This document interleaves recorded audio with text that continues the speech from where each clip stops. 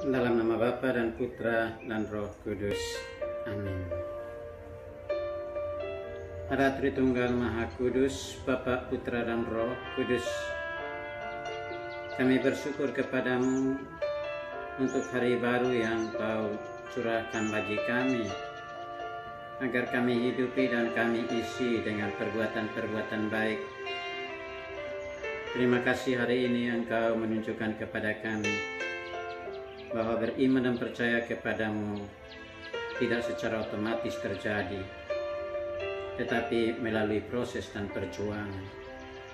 Santo Thomas Rasul memberi contoh bagi kami lewat pestanya yang kami rayakan pada hari ini. Bukalah hati dan pikiran kami, agar kami sungguh mengimanimu melalui cara hidup kami yang dilaburi dengan perjuangan, agar kami semakin intim dan akrab dengan dirimu. Kami mohon, selamatkanlah saudara-saudari kami yang meninggal teristimewa yang terinfeksi positif virus corona. Semoga Engkau menerima mereka dalam kebahagiaan kekal. Bagi mereka yang sedang sakit teristimewa terpapar virus ini, semoga Engkau memulihkan mereka. Kami juga berdoa bagi saudara-saudari kami yang memohon doa-doa kami, dan bersyukur bersama mereka yang berulang tahun pada hari ini, serta merayakan peristiwa-peristiwa penting di dalam perjalanan hidup mereka. Sertailah mereka, berkatilah mereka. Semoga mereka memperoleh sukacita dan kebahagiaan di dalam setiap tugas, panggilan, dan tanggung jawab yang sudah Engkau tanamkan dalam hidup mereka masing-masing. Demi Kristus Tuhan dan pengantara kami. Amin. Bapak, Ibu, saudara-saudari, sahabat Rema Meja Sabda, di mana saja kita berada, kembali saya menyapa kita. Shalom, salam damai dalam Tuhan kita Yesus Kristus. Semoga Bapak, Ibu, saudara-saudari sedang dalam suasana sukacita, kegembiraan, dan sehat selalu di dalam menjalani seluruh proses dan perjalanan hidup kita bersama, lengkap dengan tugas, panggilan, dan tanggung jawab yang diberikan Allah kepada kita masing-masing. Saya mengajak kita untuk berminum bersama Rema Meja Sabda hari ini, Jumat 3 Juli 2020. Kala kita merayakan pesta Santo Thomas Rasul. Daripadanya kita belajar untuk percaya dan bahagia. Teristimewa bagi kita yang beriman pada zaman ini atau zaman sesudah para rasul sampai saat ini, karena kita disapa oleh Yesus berkat pengakuan Thomas bahwa berbahagialah mereka yang tidak melihat namun percaya. Kita dengarkan sabda Allah melalui Injil Yohanes bab 20 ayat 24 sampai 29. Pada hari Minggu Paskah, ketika Yesus menampakkan diri kepada murid-muridnya, Thomas, seorang dari ke-12 murid yang juga disebut Didimus, tidak ada bersama-sama mereka. Maka kata murid-murid yang lain itu kepadanya, "Kami telah melihat Tuhan." Tetapi Thomas berkata kepada mereka, "Sebelum aku melihat bekas paku pada tangannya, dan sebelum aku mencucukkan jariku ke dalam bekas paku itu, dan mencucukkan tanganku ke dalam lambungnya, aku sama sekali tidak akan percaya." 8 hari sesudah kemudian, murid-murid Yesus berada kembali dalam rumah itu, dan Thomas bersama-sama dengan mereka.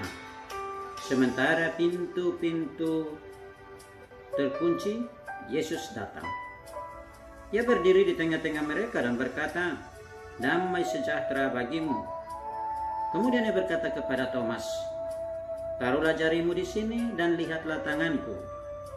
Ulurkanlah tanganmu dan cucukkan ke dalam lambungku. dan jangan engkau tidak percaya lagi, melainkan percayalah. Thomas menjawab kepadanya, "Ya Tuhanku dan Allahku." Kata Yesus kepadanya, "Karena telah melihat aku, maka engkau percaya. Berbahagialah mereka yang tidak melihat namun percaya." Demikianlah Injil Tuhan. Terpujilah Kristus. Bapak, Ibu, saudara-saudari, Santo Thomas Rasul lahir di Galilea, dan keterangan tentang pribadinya kita terima dari Injil Yohanes. Ia disebut juga Didimus, artinya kembal.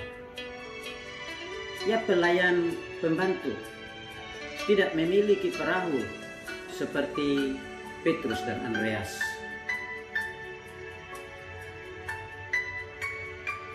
Dia selalu berhati-hati dan cepat menyangka akan terjadi hal buruk atas dirinya.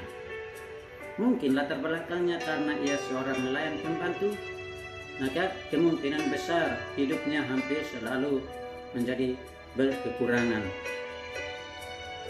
Tetapi catatan bahwa Thomas hadir dalam peristiwa pembangkitan Lazarus.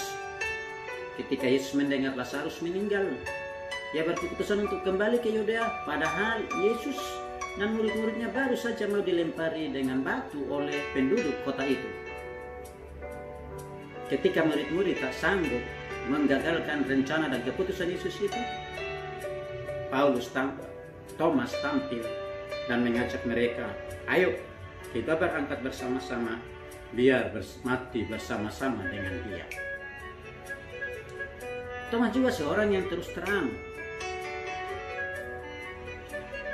polos, tidak malu-malu menyatakan ketidaktahuannya.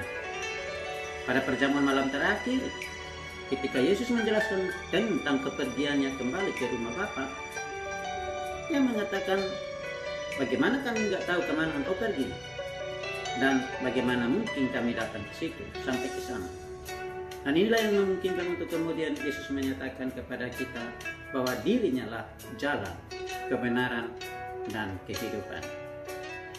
Penting di sana adalah supaya bisa kita melewati jalan kebenaran kehidupan ini, iman kepada Allah mesti hidup dan konsisten serta dinamis aktif. Bapak, Ibu, saudara-saudari, gereja adalah persekutuan umat beriman yang kudus. Artinya setiap anggotanya dikuduskan Allah. Dan sifat kudus ini tidak mengandaikan terjadi otomatis, tetapi harus diperjuangkan. Seperti Rasul Thomas yang pestanya kita rayakan hari ini, yang berjuang untuk memperoleh kepercayaannya akan kebangkitan Tuhan. Thomas berjuang sampai akhirnya ia dapat berseru, "Ya Tuhanku dan Allahku." Dua hal kita belajar dari pengalaman Thomas ini. Pertama, kita patut bersyukur dan berterima kasih kepada Thomas karena dengan kemauannya untuk mengetahui dengan secara real peristiwa kebangkitan Tuhan, menyatakan kepada kita mendapat status sebagai yang tidak melihat namun percaya, dan pada peristiwa yang sama atau pada saat yang sama kita menjadi orang-orang yang berbahagia. Karena apa? Karena kita beriman tanpa harus melihat, tanpa harus berjumpa dengan mujizat, karena mujizat kehidupan kita atau karena hidup kita sendiri adalah satu mujizat yang sungguh besar dari Allah bagi kita. Berbahagialah mereka yang tidak melihat namun percaya. Hal kedua, berjuang untuk mencapai kekudusan yang Thomas capai. Dengan iman yang hidup, dinamis, realistis, tidak mabuk agama. Santo Agustinus menulis, dengan pengakuannya yang menjamah luka Tuhan, ia mengajarkan apa yang harus dan patut kita percayai. Matanya memandang kemanusiaan Yesus, namun imannya mengakui kealahan Yesus. Dan menurut Santo Ambrosius serta Santo Hieronymus, Thomas menyebarkan kabar gembira Injil sampai ke Asia, di mana di daerah India. Orang-orang India Syro Malabar bersaksi bahwa Thomas menobatkan raja India yang terkenal, yaitu Raja Godapur. Dan orang-orang Kristen Syro Malabar mengakui bahwa mereka adalah keturunan jemaat perdana. Thomas pada akhirnya menghembuskan nafas terakhir dan menerima mahkota kemartiran dengan mati ditusuk tombak. Tetapi relikuinya tetap utuh ketika tahun 1523 digali kembali. Kita belajar dari Thomas untuk beriman secara realistis, tidak mabuk agama, tetapi mengungkapkan iman kita secara hidup, konkret, aktif, dinamis. Kita bermenung, Allah menolong kita. Amin.